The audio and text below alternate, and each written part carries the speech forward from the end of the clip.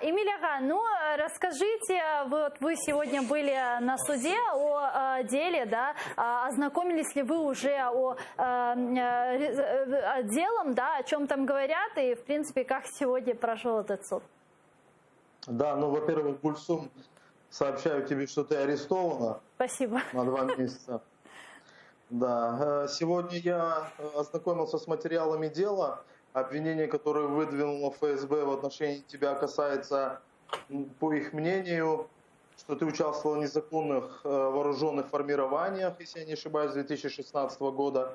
Речь идет о батальоне Челебиджихана. Вот, что ты там 2016 года участвовала, являешься там членом этого незаконного формирования и так далее. На этом основании в июле, 12 июля этого года Киевский районный суд заочно тебя арестовал на 2 месяца.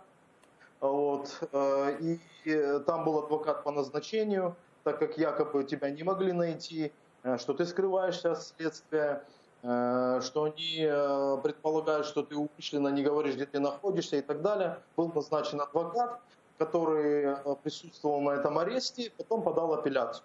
Вот сегодня эта апелляция была рассмотрена. Вот. Согласно этим материалам, в апелляции, конечно же, ни одни доводы не приняли, ни моего коллеги, ни мои. Когда я говорил, что Гульсум Халилова – это журналист, который официально работает на официальном крымско-татарском телеканале, все, в том числе все крымские татары об этом знают, и, конечно же, об этом знает и ФСБ. Вот, по месту работы, пожалуйста, отправляйте все уведомления. Она ни от кого не скрывается, а просто работает в Киеве официально на телеканале. Эмиль Ага, какие дальнейшие действия? Очень коротко. Очень коротко, дальнейшие действия. Я хочу ознакомиться с другими материалами, которые есть у Федеральной службы безопасности.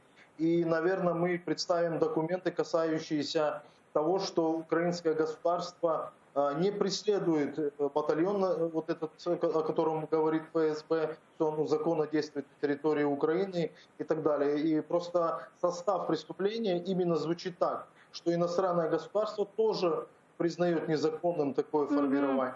Только тогда Россия может преследовать. Çok sağ olun. Это был адвокат Эмиль Курбединов с нами на прямой связи.